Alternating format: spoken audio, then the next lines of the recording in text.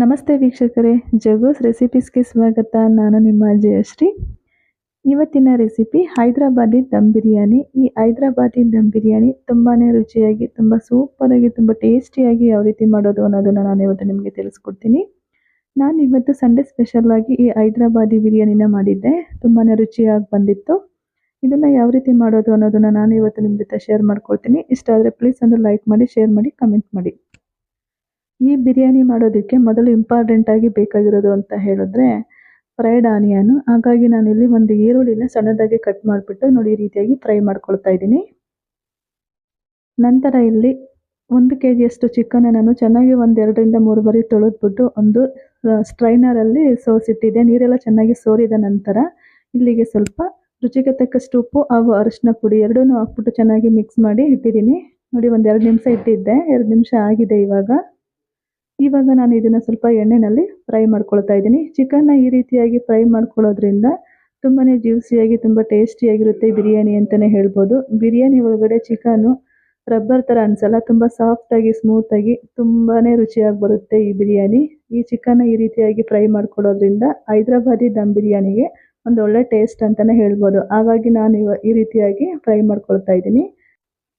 ಒಂದು 2 ರಿಂದ 3 ನಿಮಿಷಗಳ ಕಾಲ ಈ ರೀತಿಯಾಗಿ ಫ್ರೈ ಮಾಡ್ಕೊಳ್ಬೇಕಾಗುತ್ತೆ. ನಾನು ತಗೊಂಡಂಥ ಚಿಕನ್ ಇಲ್ಲಿ 1-2 ಬಾರಿ ಎಣ್ಣೆಯಲ್ಲಿ ಫ್ರೈ ಮಾಡ್ಕೊಂಡಿದ್ದೀನಿ. ಒಂದೇ ಬ್ಯಾಚ್ಗಾಗಲಿಲ್ಲ, ನನಗೆ 2 ಬ್ಯಾಚ್ ಆಯಿತು. 2 ಸಾರಿ ಈ ರೀತಿಯಾಗಿ ಸ್ವಲ್ಪ ಸ್ವಲ್ಪ ಹಾಕೊಂಡು ಫ್ರೈ ಮಾಡಿಕೊಂಡೆ. ನಂತರ ಇಲ್ಲಿ ಬಿರಿಯಾನಿ ಮಾಡೋದಕ್ಕೆ ಒಂದು ದಪ್ಪ ತಳದ ಪಾತ್ರೆಯನ್ನು ಇಟ್ಕೊಂಡಿದ್ದೀನಿ. ಆ ಪಾತ್ರೆಗೆ ಸ್ವಲ್ಪ ಎಣ್ಣೆ ಹಾಕ್ಕೊಂಡಿದ್ದೀನಿ. ಎಣ್ಣೆ ಬಿಸಿಯಾದ ನಂತರ ಒಂದು ದಪ್ಪ ಗಾತ್ರದ ಈರುಳ್ಳಿನ ಸಣ್ಣದಾಗಿ ಹಚ್ಬಿಟ್ಟು ಹಾಕ್ಕೊಂಡಿದ್ದೀನಿ. 2 ರಿಂದ 3 ಪಲಾವ್ ಎಲೆ ಹಾಕ್ಕೊಂಡಿದ್ದೀನಿ. ಹಾಗೆ 1 ಸ್ಪೂನಷ್ಟು ಅರಿಶಿನ ಪುಡಿ, 2 ರಿಂದ 3 ಸ್ಪೂನಷ್ಟು ಕಾಶ್ಮೀರ್ ರೆಡ್ ಚಿಲ್ಲಿ ಪೌಡರ್ನು ಸಹ ನಾನಿಲ್ಲಿ ಬಳಸಿದ್ದೀನಿ. ಈ ಕಾಶ್ಮೀರ್ ರೆಡ್ ಚಿಲ್ಲಿ ಪೌಡರ್ನ ಹಾಕೋದ್ರಿಂದ ತುಂಬಾ ಕಲರ್ಫುಲ್ಲಾಗಿ ಚೆನ್ನಾಗಿ ಬರುತ್ತೆ ಬಿರಿಯಾನಿ. ನಂತರ ಇಲ್ಲಿ 1.5 ಸ್ಪೂನಷ್ಟು ಧನಿಯಾ ಪುಡಿನೂ ಸಹ ಹಾಕ್ಕೊಂಡು ಚೆನ್ನಾಗಿ ಮಿಕ್ಸ್ ಮಾಡ್ಕೊಳ್ತಾ ಇದ್ದೀನಿ. ಇವಾಗ ಇಲ್ಲಿ 3 ಟೊಮೊಟೊನ ನಾನು ಪೇಸ್ಟ್ ಮಾಡಿಟ್ಕೊಂಡಿದ್ದೆ. ಹಾಗೆ 1 ಈರುಳ್ಳಿನೂ ಸಹ ಇಲ್ಲಿ ಪೇಸ್ಟ್ ಮಾಡಿಟ್ಕೊಂಡಿದ್ದೀನಿ. ಈರುಳ್ಳಿ ಹಾಗೂ ಟೊಮೊಟೊ ಪೇಸ್ಟ್ ಎರಡನ್ನೂ ಹಾಕ್ಬಿಟ್ಟು ನಾನು ಇಲ್ಲಿ ಚೆನ್ನಾಗಿ ಫ್ರೈ ಮಾಡ್ಕೊಳ್ತಾ ಇದ್ದೀನಿ. ನೋಡಿ ಈ ರೀತಿಯಾಗಿ ಸೈಡಲ್ಲೆಲ್ಲ ಎಣ್ಣೆ ಬಿಟ್ಕೊಳ್ಳೋ ತನಕ ಚೆನ್ನಾಗಿ ಫ್ರೈ ಮಾಡ್ಕೊಳ್ಬೇಕಾಗುತ್ತೆ. ಸ್ವಲ್ಪ ಹಸಿ ವಾಸನೆ ಹೋಗಲಿ ಅಂತ ಈ ರೀತಿ ಫ್ರೈ ಮಾಡ್ಕೊಳ್ಬೇಕು. ನಂತರ ಇಲ್ಲಿ ನಾನು ಚಿಕನ್ನ ಫ್ರೈ ಮಾಡಿಟ್ಟಿದ್ನಲ್ಲ, ಅದನ್ನು ಸಹ ಇವಾಗ ಇಲ್ಲಿ ಸೇರಿಸ್ಕೊಳ್ತಾ ಇದ್ದೀನಿ. ನಂತರ ಇಲ್ಲಿ 2 ಸ್ಪೂನಷ್ಟು ಶುಂಠಿ ಬೆಳ್ಳುಳ್ಳಿ ಪೇಸ್ಟನ್ನು ಸಹ ಹಾಕ್ಕೊಂಡಿದ್ದೀನಿ. 3 ರಿಂದ 4 ಹಸಿಮೆಣಸಿನಕಾಯಿಯ ಮಧ್ಯೆ ಸೀಳ್ಬಿಟ್ಟು ಹಾಕ್ಕೊಂಡಿದ್ದೀನಿ. ಹಾಗೂ ಪುದೀನ ಎಲೆಗಳು ಸ್ವಲ್ಪ ಹಾಕ್ಕೊಂಡಿದ್ದೀನಿ. ಸ್ವಲ್ಪ ಕೊತ್ತಂಬರಿ ಸೊಪ್ಪನ್ನು ಸಹ ಇಲ್ಲಿ ಹಾಕ್ಕೊಂಡು ಚೆನ್ನಾಗಿ ಮಿಕ್ಸ್ ಮಾಡ್ಕೊಳ್ತಾ ಇದ್ದೀನಿ. ನಂತರ ಸ್ವಲ್ಪ ಕಸೂರಿ ಮೇಥಿನೂ ಸಹ ಇಲ್ಲಿ ಬಳಸಿದ್ದೀನಿ ನಾನು. ನೀವು ಬೇಕು ಅಂದರೆ ಹಾಕ್ಕೊಳ್ಳಿ, ಬೇಡ ಅಂದರೆ ಬೇಡ. ನಂತರ ಇಲ್ಲಿ 1 ಕಪ್ ಅಷ್ಟು ಮೊಸರನ್ನು ಸಹ ಹಾಕ್ಕೊಂಡಿದ್ದೀನಿ. ಇದಕ್ಕೆ ಮೇನ್ ಇಂಗ್ರೀಡಿಯೆಂಟು ಅಂತ ಹೇಳಿದ್ರೆ ಫ್ರೈಡ್ ಆನಿಯನು. ನೋಡಿ ಇವಾಗ ನಾನು ಹಾಕ್ಕೊಳ್ತಾ ಇದ್ದೀನಿ. ಇದನ್ನು ಹಾಕೋದ್ರಿಂದ ಈ ಬಿರಿಯಾನಿ ತುಂಬಾ ರುಚಿಯಾಗಿ ಬರುತ್ತೆ. ಒಂದೊಳ್ಳೆ ಘಮ ಘಮ ಅಂತ, ಒಂದು ಒಳ್ಳೆ ಪರಿಮಳ ಅಂತಲೇ ಹೇಳ್ಬೋದು. ತುಂಬಾ ರುಚಿಯಾಗಿರುತ್ತೆ. ಎಲ್ಲ ಸಾಮಗ್ರಿಗಳನ್ನು ಹಾಕಿದ ನಂತರ ನಾನಿಲ್ಲಿ ಚೆನ್ನಾಗಿ ಮಿಕ್ಸ್ ಮಾಡ್ಕೊಳ್ತಾ ಇದ್ದೀನಿ.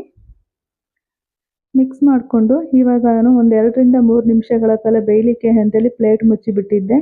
ಇದೇ ರೀತಿಯಾಗಿ 2 ರಿಂದ 3 ಬಾರಿ ಬೇಯಿಸ್ಕೊಂಡು ಪ್ಲೇಟ್ನ ತೆಗೆದು ತಿರುವಾಕೊಂಡು ಬೇಯಿಸ್ಕೋಬೇಕಾಗುತ್ತೆ. ನಂತರ ಇಲ್ಲಿ ಒಂದು ಅರ್ಧ ಗ್ಲಾಸಷ್ಟು ನೀರನ್ನು ಸಹ ನಾನಿಲ್ಲಿ ಸೇರಿಸ್ಕೊಳ್ತಾ ಇದ್ದೀನಿ. ಚಿಕನ್ ಬೇಯಬೇಕಲ್ವ, ಹಾಗಾಗಿ ನಾನಿಲ್ಲಿ ಒಂದು ಅರ್ಧ ಗ್ಲಾಸಷ್ಟು ನೀರು ಹಾಕ್ಕೊಂಡಿದ್ದೀನಿ ಅಷ್ಟೇ. ಇವಾಗ ಚೆನ್ನಾಗಿ ಬೆಂದಿದೆ. ಇವಾಗ ನಾನಿಲ್ಲಿ ಬಿರಿಯಾನಿ ಮಸಾಲೆ, ಮನೆಯಲ್ಲೇ ಮಾಡಿರುವಂತಹ ಬಿರಿಯಾನಿ ಮಸಾಲೆ 1.5 ಸ್ಪೂನಷ್ಟು ಬಳಸಿದ್ದೀನಿ.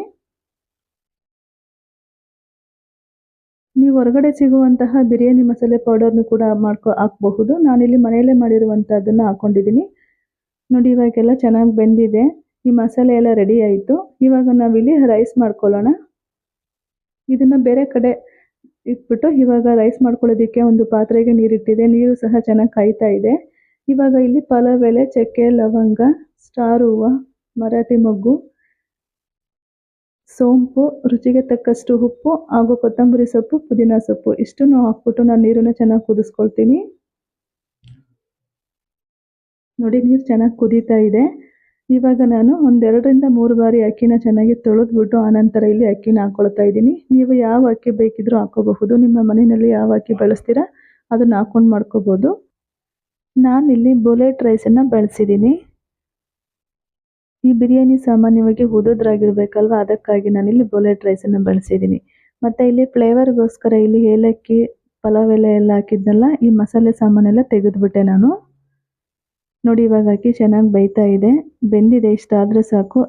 ಈ ಸಂದರ್ಭದಲ್ಲಿ ನಾವು ಅಕ್ಕಿನ ಒಂದು 70 ಭಾಗ ಬೇಯಿಸ್ಕೋಬೇಕಾಗುತ್ತೆ ಅಷ್ಟೇ. ಇನ್ನೊಂದು 1/4 ಭಾಗ ಅಷ್ಟು ನಾವು ಅಲ್ಲಿ ದಮ್ ಕಟ್ತೀವಲ್ಲ, ಅಲ್ಲಿ ಬೇಯ್ಕೊಳ್ಳುತ್ತೆ. ನಾನಿಲ್ಲಿ ಇವಾಗ ಒಂದು ಕಡೆಯಿಂದ ಎಲ್ಲ ರೈಸನ್ನು ಸಮವಾಗಿ ಹಾಕ್ಕೊಳ್ತಾ ಇದ್ದೀನಿ. ನೋಡಿ ಈ ರೀತಿಯಾಗಿ ಹಾಕ್ಕೊಳ್ಬೇಕು.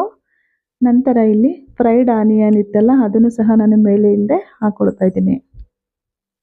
ಜೊತೆಗೆ ಸ್ವಲ್ಪ ಪುದೀನ ಎಲೆಗಳು, ಕೊತ್ತಂಬರಿ ಸೊಪ್ಪು ಇಷ್ಟನ್ನು ಸಹ ಹಾಕ್ಕೊಳ್ಬಹುದು. ನಿಮ್ಗೆ ಯಾವ ರೀತಿ ಬೇಕು, ಮೇಲೆ ಸ್ವಲ್ಪ ತುಪ್ಪ ಬೇಕು ಅಂದರೂ ತುಪ್ಪನೂ ಸಹ ನೀವು ಹಾಕ್ಕೊಳ್ಬಹುದು. ನಾನಿಲ್ಲಿ ತುಪ್ಪನ ಬಳಸಿಲ್ಲ. ಸ್ವಲ್ಪ ಕಲರ್ಗೋಸ್ಕರ ಇಲ್ಲಿ ಫುಡ್ ಕಲರು, ಲೆಮನ್ ಯೆಲ್ಲೋ ಕಲರನ್ನು ನಾನು ನೀರಲ್ಲಿ ನೆನೆಸಿದ್ದೆ ಸ್ವಲ್ಪ, ಅದನ್ನು ಹಾಕ್ಕೊಳ್ತಾ ಇದ್ದೀನಿ. ಇವಾಗ ನಾನು ಸ್ಟವ್ನ ಫುಲ್ಲು ಲೋ ಫ್ಲೇಮಲ್ಲೇ ಇಟ್ಬಿಟ್ಟು ಒಂದು ಮೇಲ್ಗಡೆಯಿಂದ ಒಂದು ಪ್ಲೇಟನ್ನು ಮುಚ್ಚಿಬಿಟ್ಟು ದಮ್ ಕಟ್ತಾ ಇದ್ದೀನಿ. ಒಂದು 10 ರಿಂದ 12 ನಿಮಿಷಗಳ ತನಕ ನಾನು ಇದನ್ನು ಹಾಗೆ ದಮ್ ಕಟ್ಟಿದ್ದೆ. ನೀವು ಇದೇ ರೀತಿಯಾಗಿ ಮಾಡ್ಕೊಳ್ಳಿ, ತುಂಬ ಚೆನ್ನಾಗಿ ಬರುತ್ತೆ ಈ ಬಿರಿಯಾನಿ. ನೋಡಿ ಇವಾಗ ಒಂದು 10 ರಿಂದ 12 ನಿಮಿಷ ಆಗಿದೆ. ನೋಡಿ ಎಷ್ಟು ಚೆನ್ನಾಗಾಗಿದೆ ಬಿರಿಯಾನಿ. ನೋಡ್ತಾ ಇದ್ದೀರಲ್ವ, ತುಂಬಾ ರುಚಿಯಾಗಿ ಬಂದಿತ್ತು. ಇದೇ ರೀತಿಯಾಗಿ ನೀವು ನಿಮ್ಮ ಮನೆಯಲ್ಲಿ ಮಾಡ್ಕೊಳ್ಳಿ. ಹೇಗಿತ್ತು ಅಂತ ಕಮೆಂಟಲ್ಲಿ ತಿಳಿಸಿ. ಈ ಸಂಡೇ ಸ್ಪೆಷಲಾಗಿ ನಾನಿವತ್ತು ಈ ಹೈದರಾಬಾದಿ ದಮ್ ಬಿರಿಯಾನಿನ ಮಾಡಿದ್ದೆ. ತುಂಬಾ ರುಚಿಯಾಗಿ ಬಂದಿತ್ತು. ಮನೆಯಲ್ಲಿ ನಾವು ಎಲ್ಲರೂ ಇಷ್ಟಪಟ್ಟು ತಿಂದ್ವಿ. ನೀವು ಇದೇ ರೀತಿಯಾಗಿ ಮಾಡಿಕೊಂಡು ಹೇಗಿತ್ತು, ಹೇಗೆ ಬಂತು ಅನ್ನೋದನ್ನು ಕಮೆಂಟಲ್ಲಿ ತಿಳಿಸಿ. ಈ ಬಿರಿಯಾನಿ ಇಷ್ಟ ಆಗಿದ್ರೆ ಪ್ಲೀಸ್ ಒಂದು ಲೈಕ್ ಮಾಡಿ, ಶೇರ್ ಮಾಡಿ, ಕಮೆಂಟ್ ಮಾಡಿ. ಜಗ್ಗೋಸ್ ರೆಸಿಪೀಸ್ ಚಾನಲನ್ನು ಸಬ್ಸ್ಕ್ರೈಬ್ ಮಾಡ್ಕೊಳ್ಳಿ. ಮತ್ತೆ ಮುಂದಿನ ವಿಡಿಯೋದಲ್ಲಿ ಸಿಗೋಣ. ಧನ್ಯವಾದಗಳು.